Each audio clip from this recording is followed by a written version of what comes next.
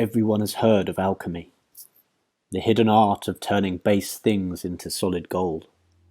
But in the Middle Ages there was something else, something darker, an act of transmutation so foul, so perverse, it was only practiced in darkened rooms and behind locked doors, and forever left out of the history books. The art of turd polishing. And that's exactly what the creators of True Detective Series 4 were going to have to discover to get me back on side after the utter shit show that was episode 1. They were going to have to polish like no one has ever polished before if they were going to get any shine on this runny green squelcher. Episode 1 gave us hilariously bad sex scenes, shocking CGI, and dialogue so bad it could be in a porn film. And let's not forget the ghosts pointing the way to the frozen bodies through the medium of interpretive dance.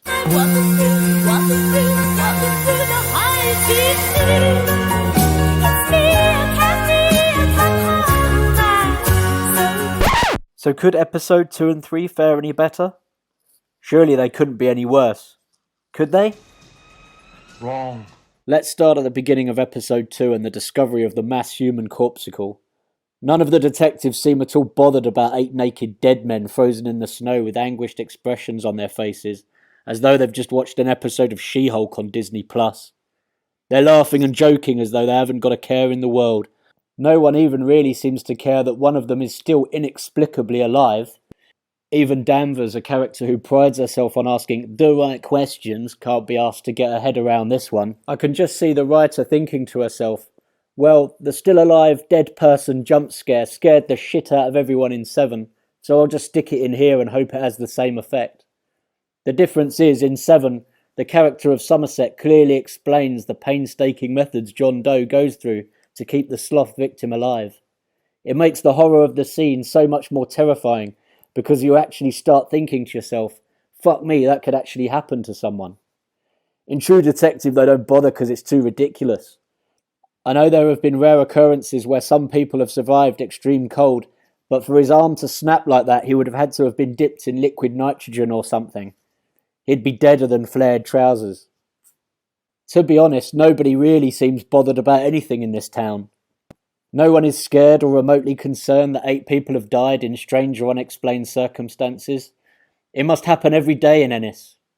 Hey, what's that in the middle of the ice rink? Ah, it's nothing. It's just them 8 geezers who snuffed it in the middle of the night. Okay, no worries, I'll just skate around them then. As crap as episode 2 was, at least something happened, even if it was just ridiculous plot armour and eye-gougingly unseeable sex scenes.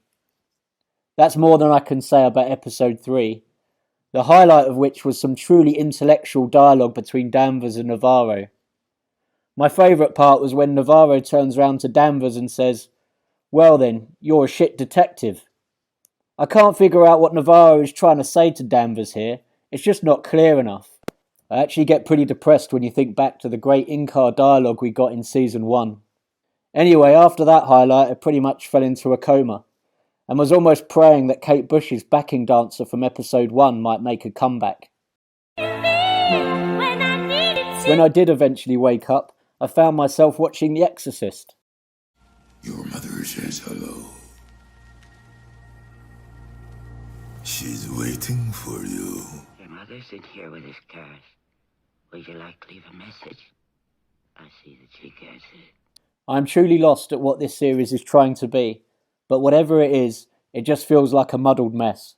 It's now pretty much inevitable that the explanation of what's going on is going to be truly ridiculous, like some mass hallucination caused by the mine, or some bacteria dug up by the scientists.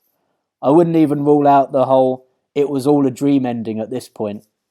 I suspect there is also going to be some preachy climate change or anti-fossil fuel message, which would be the crowning turd in the water pipe. None of this wouldn't have been so bad if they hadn't hyped the living shit out of this show.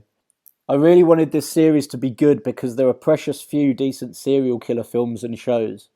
I'm actually scratching my head trying to work out how they got this so wrong. This definitely is one turd best flushed and forgotten.